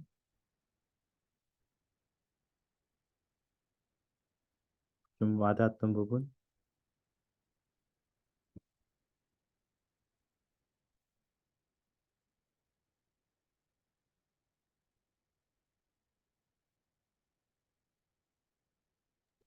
오늘 제가 말이 많네요. 네네네. 저 선교사업 전에 형제님께서 해주셨던 말씀이 갑자기 기억나가지고 정현아 형제님이 하루 종일 무릎 꿇고 방에서 누구랑 결혼할지 기도해보라고 응답을 주시나 안 주시나 그 말이 되게 와닿았었어요. 저는 데이트를 할 때 저희가 신앙을 행사한다는 건 그냥 믿고 그것을 기억한다는 것에서 나아가서 저희가 그것을 행동으로 옮기고 실제로 경험하고 그것을 선택하고 그 모든 과정이라고 생각해요. 데이트를 하든 결혼할 사람을 찾든. 그렇기 때문에 저희가 항상 이 사람이 맞을까? 저 사람이 맞을까? 그냥 찔러보고 아무것도 안 하고 머릿속으로만 생각하고 기도하는 것보다 여기 나온 말씀 그리고 형제님께서 말씀하신 것처럼 정말로 행동해보고 나와 맞는 사람인지, 내가 함께 살 수 있는 사람인지, 내가 맞춰갈 수 있는 사람이고, 그런 것들을 감당할 수 있을 만큼 사랑해줄 수 있는 사람인지, 이런 모든 것들을 스스로 생각하고 연구하고 행동하는 가운데 주님과 상의하는 것이 정말 올바른 계시를 받기 위한 방법이라고 생각합니다. 감사합니다. 좋은 의견 감사합니다. 혹시 더 나누고 싶은 생각 있으세요? 영상과 관련해서?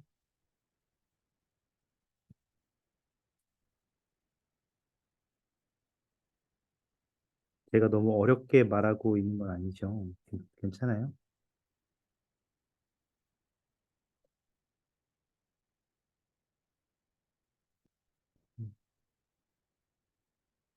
음, 여러분이 이 삶을 살아갈 때 가장 중요한 부분 중에 하나는 선택의식을 사용하시는 부분이에요. 그것이 여러분의 성장을 가져오고 하나님 아버지와 같이 되는데 가장 중요한 역할을 하는 열쇠 중에 하나이기도 하고 능력이기도 합니다. 그래서 결혼 상대를 정하실 때에도 여러분의 선택의식을 행사하는 것이 굉장히 중요합니다. 그래서 아까 말씀드린 대로 첫 번째, 여러분은 어떠한 기준을 가지고 상대를 골라야 하는지를 이해하시고, 두 번째로는 그다음에 여러분이 그러한 기준 안에서 스스로 움직이시면 됩니다. 선택의 제가 키 안 올랐는데 왜 풍선이 올라가는지 모르겠네요. 죄송합니다. 그 설진 형제님이 지금 질문을 하나 주신 게 있는데 요거 다 공개해도 되는 질문이에요? 아니면 개인적으로 하신 질문이에요? 공개해도 괜찮아요? 네. DM으로 주셔가지고 그 이거를 좀 같이 보면서 얘기하면 좋겠는데 그 하나님을 먼저 두고 하나님을 사랑한다는 부분에서 우리가 하나님에 대해 완전히 알 수 없고 각자의 노력, 가치관 등에 따라 하나님에 대해 이해하는 부분과 정도가 다르는데 결국 우리가 동일한 하나님을 대상으로 떠올린다 할지라도 막상 각각의 머릿속에 떠오르는 하나님은 모두 다를 텐데 첫째 사랑의 대상이 하나님인 개개인마 대상인 하나님이 개인마다 다르기에 둘째 그분을 우선으로 사랑한다는 것의 의미나 실행 방식도 또 사람에 따라 달라지지 않겠냐. 그렇다면 결국 하나님을 사랑하는 것은 제목만 바꾼 거지 내가 추구하고 생각하는 것과 다를 바가 없지 않느냐. 이렇게 말씀 주셨어요. 그래서 도대체 이게 가능한 일이냐. 하나님을 사랑하고 나의 사랑, 이웃을 사랑하는 구별하는 것. 그리고 필수적이고 가능하다면 그것이 나의 사랑인지, 그러니까 그것을 아는 결정한 건지, 그 하나님을 향한 사랑인지, 그게 내 생각이 우선인지, 주님의 생각이 우선인지를 어떻게 이해할 수 있느냐, 이 질문을 하신 것 같아요. 굉장히 좋은 질문 주셨다고 생각하거든요. 혹시 여러분들은 이 질문에 대해서 어떻게 생각을 가지고 계세요? 좀 나누실 분이 있으시면 너무 감사하겠는데, 먼저.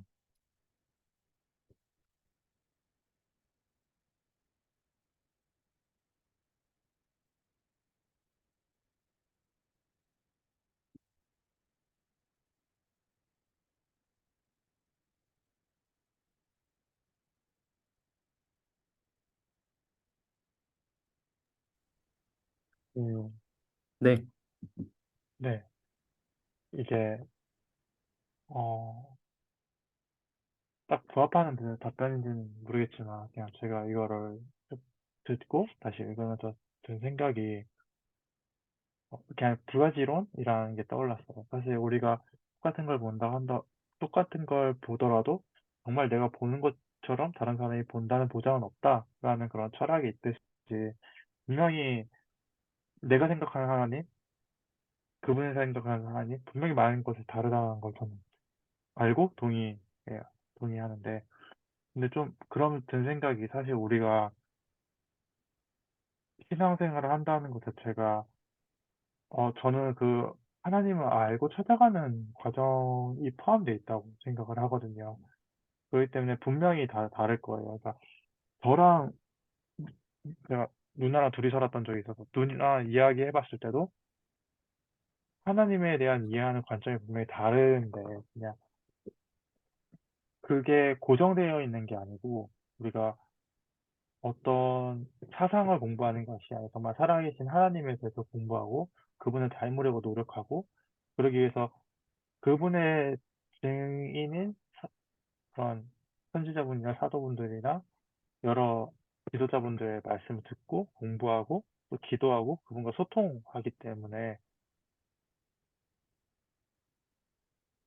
점점 그 부분에 대해서는 진짜 맞춰갈 수 있는 부분인 것 같아서 그냥 다른 하나님이다, 어떤 하나님을 사랑하냐 이게 중요한 게 아니라 그냥 그 소망 부분이 중요한 것이 아닐까라는 생각이 들었습니다.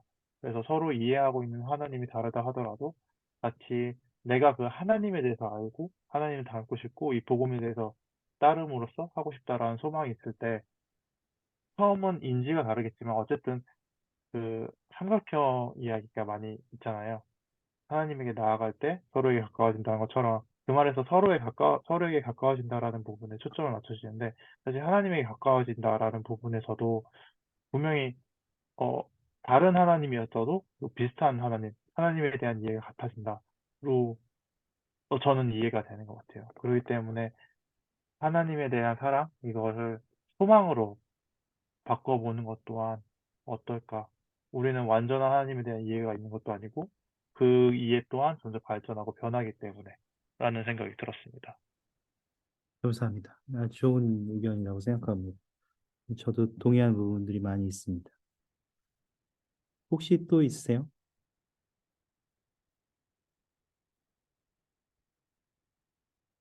아마 이 부분을 다루면 저희가 오늘 오늘 만남은 거의 마무리될 것 같긴 한데요. 사실 이 질문은 굉장히 중요한 질문이라고 저는 생각하거든요. 그래서 여러분이 어떻게 이 질문을 이해하고 계시는지 좀 알고 싶고, 또 여러분은 어떻게 같은 상황에 처하실 텐데, 어떻게 생각하고 계시는지도 좀 듣고 싶은데, 한두 분 정도 혹시 더 말씀해 주실 수 있는 분이 있을까요?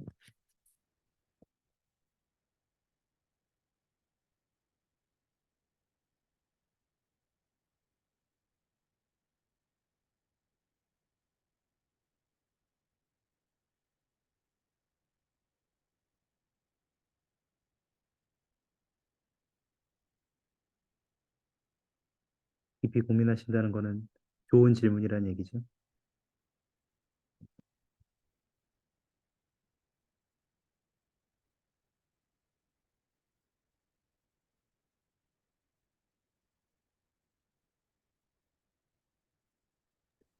하나님께서 스스로 선택의지를 행사하도록 기회를 주신 것 중에 하나가 저희가 선택의지를 저희의 스스로 사용하되 스스로 옳은 것을 선택하기를 바라시기 때문에 준 것도 저에게 선택의지를 선물하신 이유 중 하나라고 생각하거든요.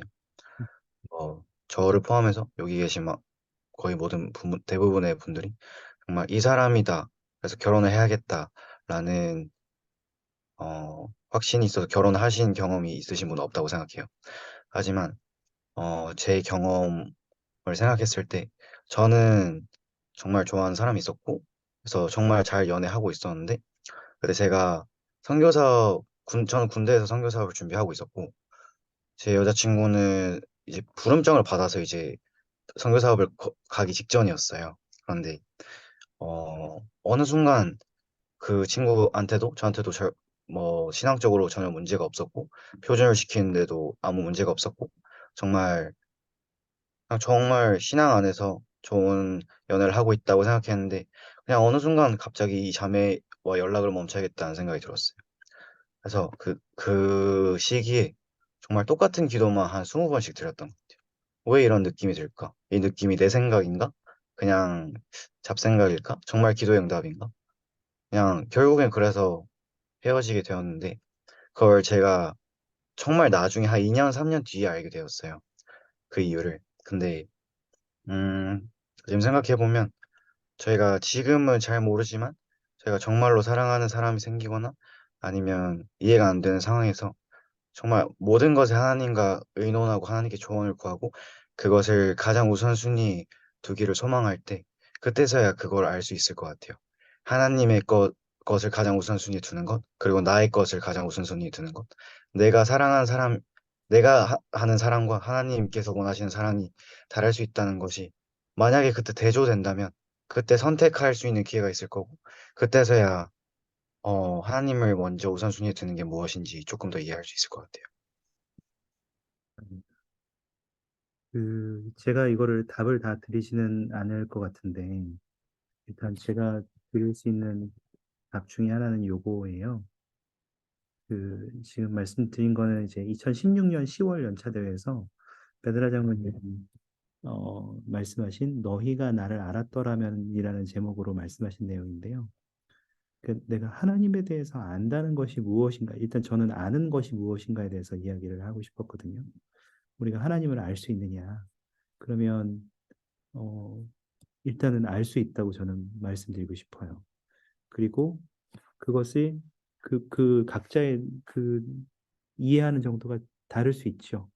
그렇지만 그렇다고 그 사람이 다 이해하는 부분의 정도가 다르다고 해서 동일한 하나님을 다르게 바라보느냐라고 하면 그것이 아니라 다르게 보는 것이 아니라 우리가 하나님을 알아가면 알아갈수록 속도는 다르지만 각자 전체의 부분에서 조금씩 알아가는 퍼즐을 채워가는 느낌으로 알아간다고 이해하시는 게 더 맞을 것 같아요. 경전에서는 예수 그리스도께서 우리가 잘 알고 있는 것처럼 내가 길이요 진리요 생명이니 나로 말미암지 않고는 아버지께로 올 자가 없다고 말씀하셨고 나를 알았다면 내 아버지도 알았겠다라고 말씀하셔요. 그래서 우리가 하나님 아버지를 아는 가장 중요한 방법 중에 하나는 예수 그리스도를 아는 것. 아들을 알게 될 때 하나님 아버지를 알게 되는 거예요. 그리고 그렇게 될 때 우리가 하나님 아버지의 기준을 알게 되는 거죠. 그러면서 베드라 장로님께서 이 말씀에서 네 가지를 하면 우리가 하나님에 대해서 알 수 있다라고 말씀하셨는데 첫 번째는 그분을 믿는 신앙을 행사하고 그분을 따르고 그분을 섬기고 그분을 신뢰하는 이 네 단계를 함으로써 우리가 예수 그리스도와 알게 되고 그렇게 함으로써 하나님을 알게 된다고 이야기를 하고 계시거든요. 이 나머지 부분들은 여러분이 한번 이 말씀을 쭉 읽어보시면 좋을 것 같아요.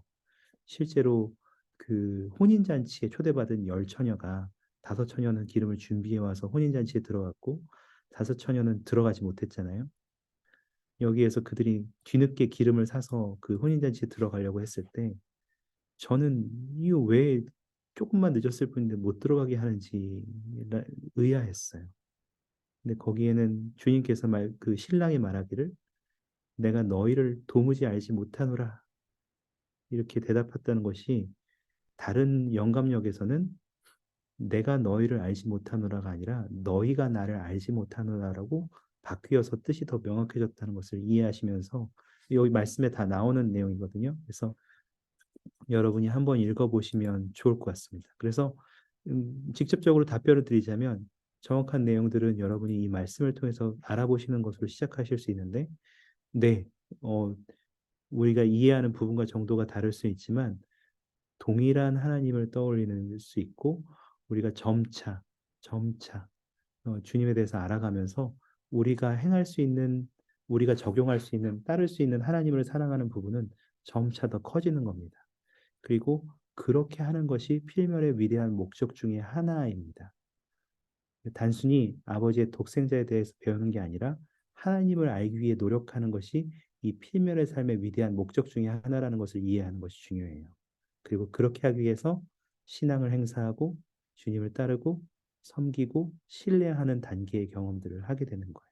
그래서 자세한 주님을 아는 것이 어떻게 가능하냐는 이 말씀을 한번 읽어보시면 도움이 될 겁니다. 그리고 그 알아가는 과정에서 두 번째로 질문을 하신 것이라고 생각하는데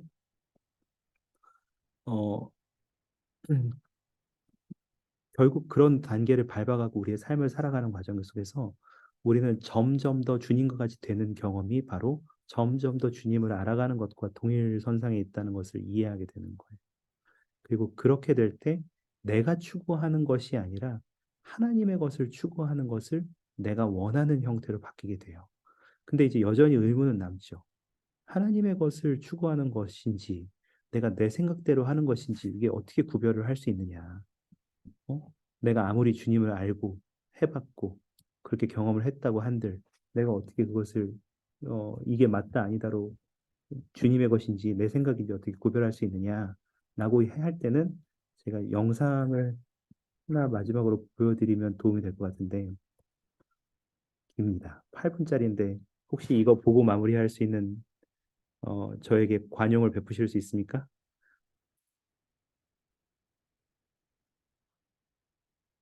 혹시 관용을 베풀지 못하실 분들은 중간에 나가셔도 괜찮습니다. 하지만 그 기왕 설지영 형제님이 말씀을 나누셨으니까 제가 중간에 바쁘셔서 혹은 너무 피곤하셔서 나가시더라도 제가 아무 말도 안 할게요. 서운해하지 않겠습니다. 하지만 그 다른 베드나 장로님과 자매님의 영상을 하나 보시면서 도대체 내가 주님의 생각과 주님의 뜻과 나의 생각을 어떻게 구별하고 그것을 이해할 수 있는가를 살펴보시는 기회로 보시면 좋을 것 같습니다. 잠깐 보시겠습니다. All right, our next questions come from Serenity from Canada and William from French Polynesia. They have similar questions. Serenity asked, how do I tell the difference between promptings from the Holy Ghost and my own thoughts? And William asked, can you teach me how to recognize the Holy Ghost when he speaks to me? You start. I'm going to turn to the scriptures. I love a scripture that answers this question for me. So Okay. let me find it quick. So you want me to go? Uh-huh. Okay. Please. I think we overcomplicate this. I think we overanalyze it. Moroni teaches that all good emanates from Christ. So if you have a thought to do something good, it's prompted by the Holy Ghost. So, for example, if a student goes to early morning seminary class and your mother every day says, be sure to say your prayers, and one day you forget to say your prayers, and in your mind you hear your mother's voice saying, be sure to say your prayers. Is that the Holy Ghost or is that you? What difference does it make? Is Moroni going to come to deliver that message? Or would the Holy Ghost use the memory of your angel mother to deliver the same message? So if it invites and entices to do good, it comes from Christ, and we ought to do it. Now, I'm sure these folks who ask the question, well, okay, but what if I'm making a decision about should I go to this school or should I go to that school? How do I begin to know the difference? You study it out in your own mind. You don't just sit and wait for heaven to deliver the answer. You have to learn about the two options. You do your best to understand and compare them. And then ultimately you make a choice. And you take that option that you've selected in prayer to our Heavenly Father and you ask in the name of Christ, is this the right one? You and I have the responsibility to study that out. If it's right, then over time, we'll come to know by the simple reassurance of the Holy Ghost that, yeah, this is the thing to do. Sometimes you have two good options and you never feel really strong about one or the other. There are even some times where Heavenly Father will say, you make a judgment here. If it's wrong, you'll be warned as you begin to try to apply the decision that you've made.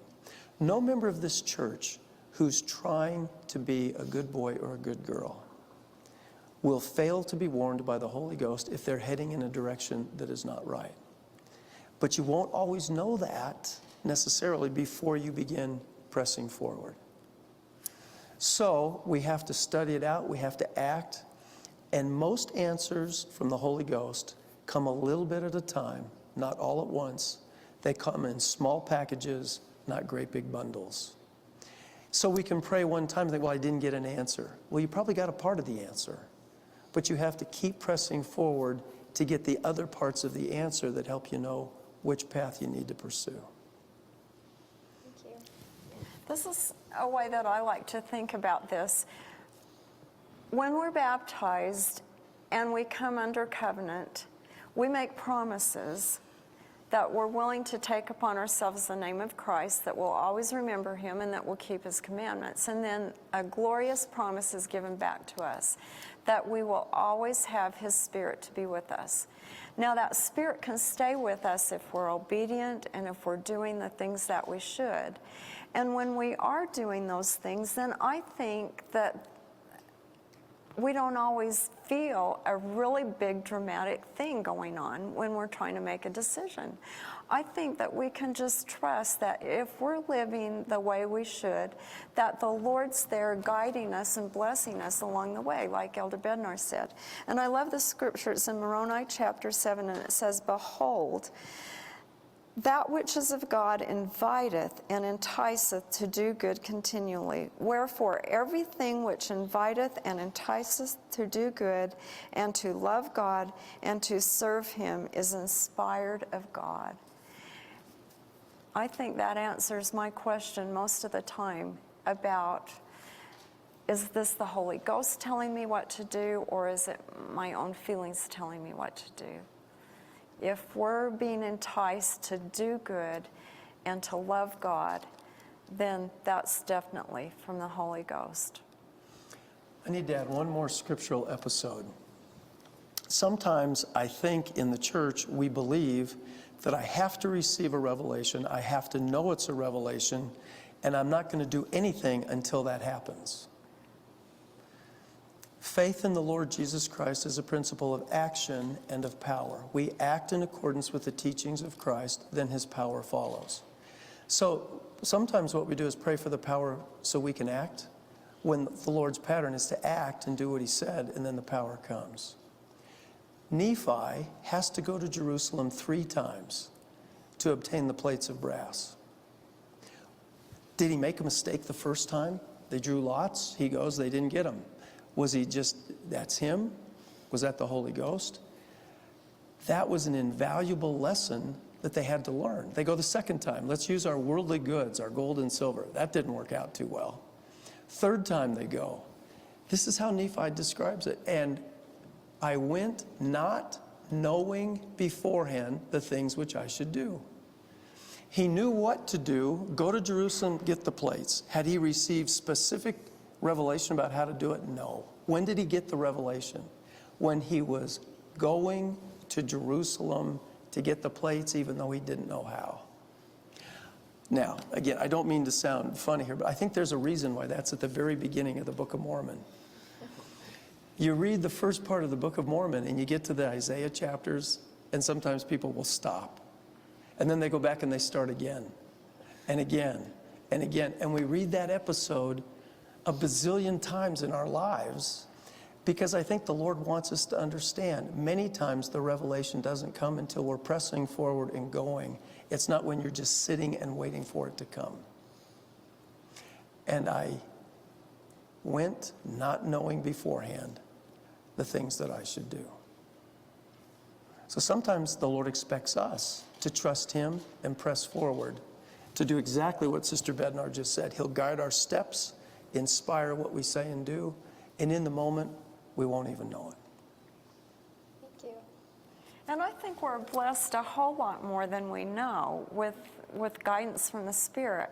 Many times I don't even think we recognize it or know. It's not something that we recognize as being guided.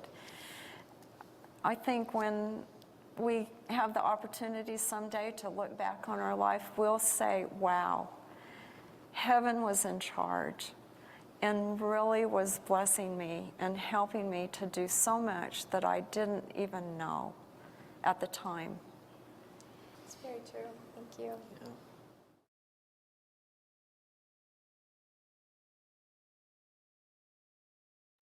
네, 도움이 됐는지 모르겠습니다. 여러분, 우리는 하나님을 알 수 있고요. 그리고 그분이 우리에게 주시는 가르침은 변하지 않는 진리로서 우리에게 있습니다. 우리가 하나님을 알기 위해서는 그분의 아들 예수 그리스도를 아는 것이 가장 분명하고 정확한 방법입니다. 그리고 이것은 우리의 필면의 삶의 목적 중에 하나입니다. 우리가 한 번에 다 알 수 있나요? 아니요. 평생에 걸쳐서 알게 될 거고, 또 이 삶 이후에도 계속 알게 될 겁니다. 영혼의 삶을 사는 동안 계속해서 주님에 대해서 점점 더 알아가게 될 겁니다. 그리고 그렇게 될 때 우리는 그분과 같이 그분을 아는 것이 그분과 같이 되는 것이라는 것을 이해하게 됩니다. 왜냐하면 그분을 알기 위해 그분을 믿는 신앙을 행사하고 따르고 섬기고 신뢰하는 과정을 거치기 때문이죠. 때로는 그걸 왜 하는지 잘 모릅니다. 하지만 우리가 그것을 이해하지 못한 채로 앞으로 나아갔을 때 우리는 우리의 신앙을 행사하면서 주님의 권능을 경험하게 되는 것이죠. 어, 그렇게 될 때 우리는 그 다음부터는 이제 이게 나의 생각인가 하나님으로부터 온 것인가를 구별하는 것이 의미가 없습니다. 왜냐하면 내가 원하는 것이 하나님이 원하시는 것이라는 것을 이해하게 됐기 때문이죠. 그리고 그렇게 하지 않을 때는 성신은 우리에게 분명하게 경고를 줄 겁니다. 그리고 어, 열심히 노력하고 있는 후기 성도라면 그러한 성신의 속삭임이 우리에게 올 때 우리가 그것이 주님의 방법이 아니라는 것을 분명히 이해할 수 있는 주님의 도움도 있다는 것을 이해하게 됩니다. 도움이 좀 됐습니까? 좀 너무 돌아서 얘기한 것 같긴 한데 괜찮습니까? 네. 이제 정말 마무리해야 됩니다. 제가 여러분께 돌팔매를 맞기 전에 마무리해야 되는데요. 제가 여러분께 마지막으로 드리고 싶은 것은 요거예요.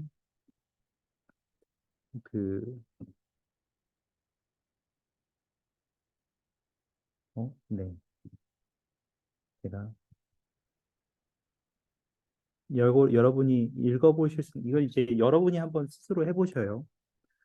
이제 오늘 우리가 이야기한 것들을 바탕으로 여러분만의 내가 기대하는 동반자에 대한 이상형을 다시 한번 재정리해 보시는 기회가 되길 바라고요. 그리고 그렇게 하기 위해서 제가 몇 가지 말씀들을 좀 준비했는데 이번 주 컨택 어스입니다. 그래서 이것들을 활용하시길 바라고요. 그리고 이러한 것들을 아까 우리가 보셨던 그 브루스 알메콘 기장로님, 옥수 회장님께서 인용하셨던 말씀도 제가 PDF로 드립니다. 그래서 여러분들이 이 말씀도 꼭 한번 읽어보시면서 우리가 선택 의지를 사용하는 것이 특히 우리가 결혼 상대를 결정할 때 얼마나 도움을 줄 수 있는지도 살펴보시고 여러분도 직접 신앙을 행사하셔서 앞으로 나가서 찾으시기 바랍니다. 오늘 함께 해주셔서 감사합니다. 모든 것 다 괜찮을 거예요. 그래서 걱정하지 마시고 행복하게 여러분의 생활을 만끽하시고 영원한 동반자를 찾으시기 바랍니다. 주님이 여러분을 축복하시고 인도하실 거라는 것을 약속드릴 수 있고 또 여러분도 그러한 하나님과 같이 영원한 동반자와 함께 누릴 수 있는 모든 축복들을 모든 축복들이 여러분을 위해서 예비되어 있다는 것도 전해드립니다. 예수 그리스도의 이름으로 전해드립니다. 아멘. 감사합니다. 네. 혹시 마치기 위해서 폐기도 해주실 분 계실까요?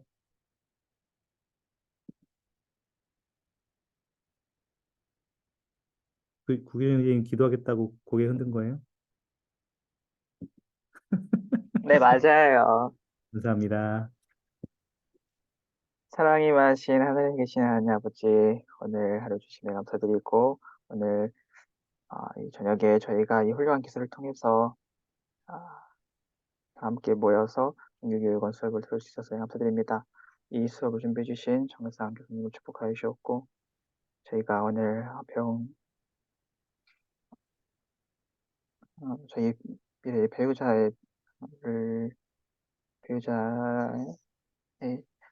조건, 혹은 저희가 바라는 그런 것에 대해서 저희가 다시 한 번 더 생각해 볼 수 있었으니 감사드립니다. 또한 저희가 훌륭한 지도자분들의 말씀을 듣고 그 안에서 영감을 받고 배울 수 있었으니 감사드립니다. 저희가 또한 당신을 우선적으로 사랑하고 또한 이웃을 사랑하는 가운데 저희가 저희 목표와 가치관을 세울 수 있도록 도와주시옵소서. 저희가 오늘 편안히 자고 내일 하루를 맞이할 수 있도록 축복하여 주셨고 저희가 건강할 수 있도록 축복하여 주시옵소서. 사랑합니다. 아버지, 이 모든 것을 우리 주 예수 그리스도 이름으로 기도드립니다. 아멘. 아멘. 감사합니다. 다들 너무 피곤하실 감사합니다. 때까지 감사합니다. 감사합니다. 감사합니다. 푹 쉬세요. 감사합니다. 감사합니다. 네, 감사합니다.